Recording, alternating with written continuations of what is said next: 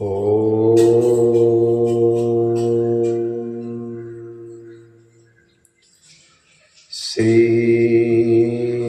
गणेशाय नमः। ओम श्री रामचंद्राभ्यां नमः। ओम श्री हनुमताय नमः। ओम श्री हनुमताय नमः।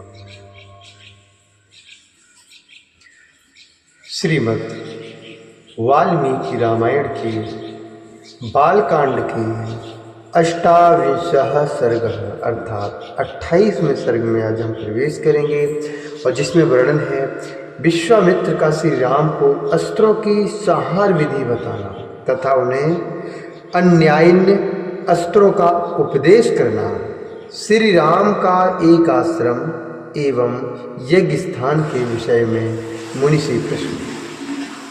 श्री राम का एक आश्रम एवं यज्ञ स्थान के विषय में मुनि से प्रश्न।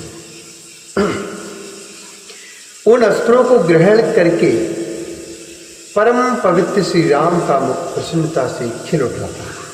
वे चलते चलते ही विश्वामित्र से बोले, हे भगवान, आपकी कृपा से इन अस्त्रों को ग्रहण करके मैं देवताओं के लिए भी दुर्जय हो गया था।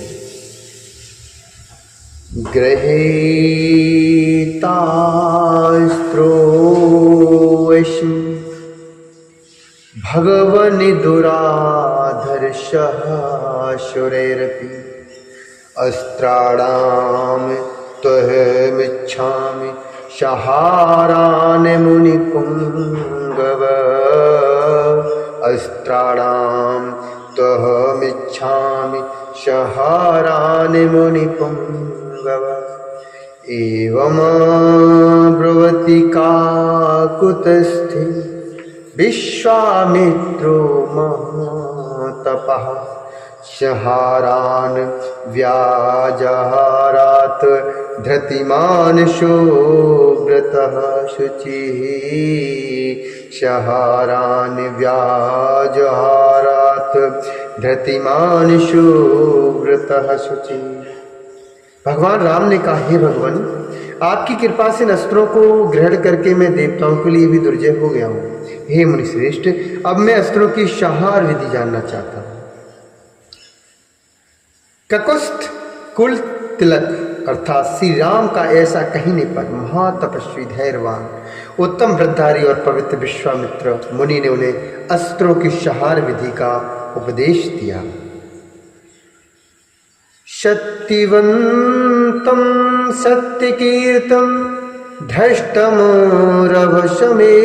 च प्रतिहारतरमुनाम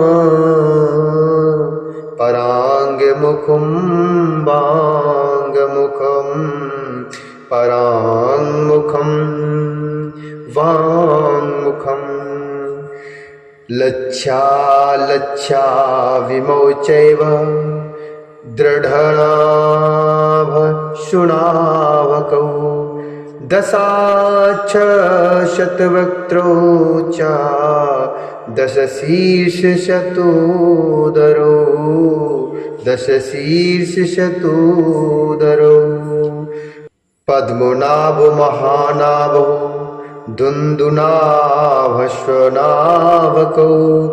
ज्योतिषं शकुनं चैव नैराश्ये विमलावुभौ नैराश्य विमलावुभौ। तदंतर वे बोले, हे रघुनंदन राम, तुम्हारा कल्याण हो, तुम अस्त्र विद्या के सुयोग्य पात्र हो, अतः निम्नांकित अस्त्रों को भी ग्रहण करो।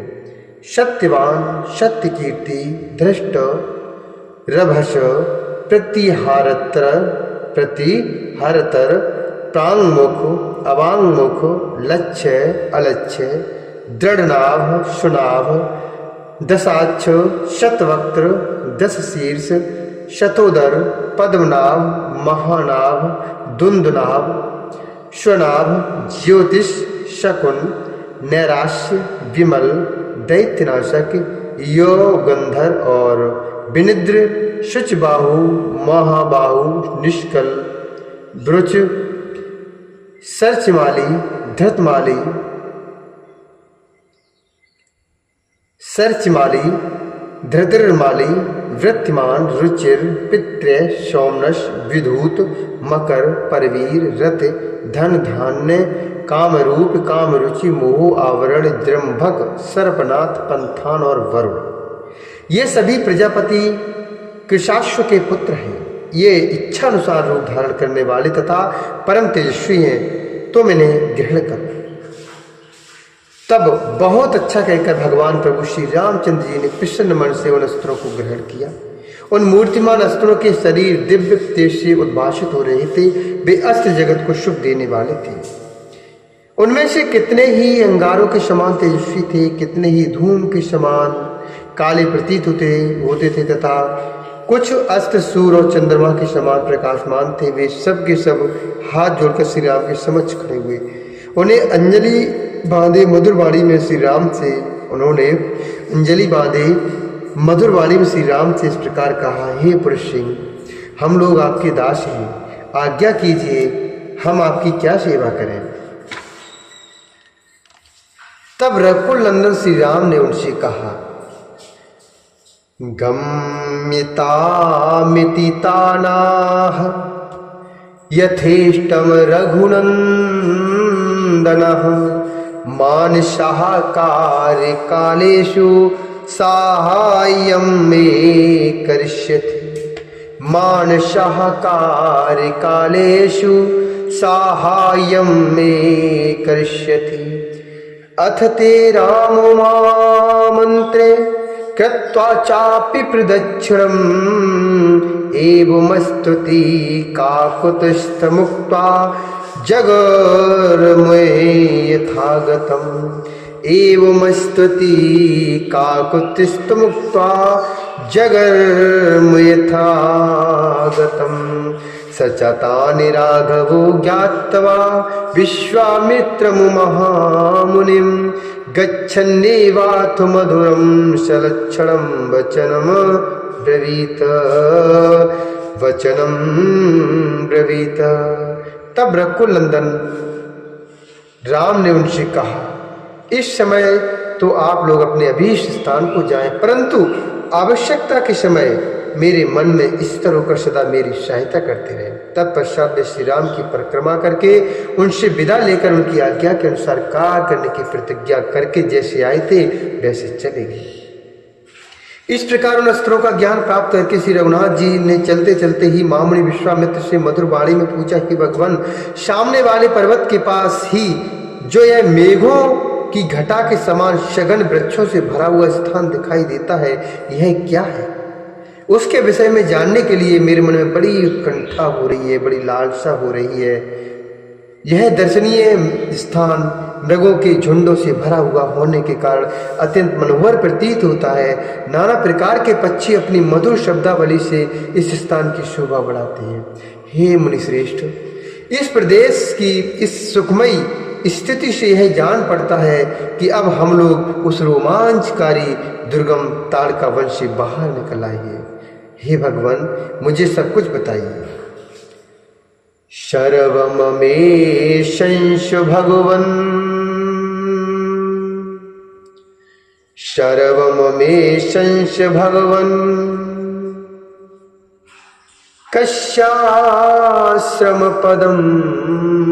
त्युदं सम्प्राप्ता यत्र ते पापा ब्रह्मघना दृष्टिचारिणा सम्प्राप्ता यत्र ते पापा ब्रह्मघना दृष्टिचारिणा तव यज्ञस्य विघ्नाय दुरात्मानो महामुने भगवंस्तस्य को देशः सा यत्र तव याज्ञकी रक्षितव्या क्रिया ब्रह्मन् मया वध्या शिराश्चषः एतत् सर्वं मुनिश्रेष्ठ श्रोतुमिच्छाम्यहं प्रभो श्रोतुमिच्छाम्यहं प्रभो।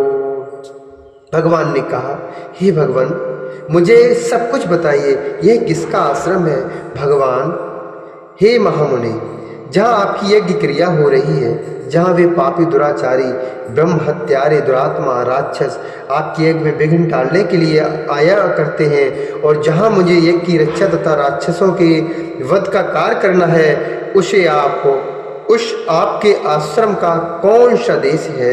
हे ब्राह्मण श्रेष्ठ, हे मुनि श्रेष्ठ प्रभु, यह सब मैं सुनना चाहता हूँ। इत्यार्षि श्रीमद्रामायणे वाल्मीकि आदि काव्ये बालकांडे अष्टाविंशः सर्गः। इस प्रकार श्री वाल्मीकि निर्मित आर्ष रामायण आदि काव्य के बालकांड में 28वां सर्ग पूरा हुआ। बोल श्यावर रामचंद्र भगवान की जय। महर्षि वाल्मीकि भगवान की जय। श्री हरिनारायण भगवान की जय।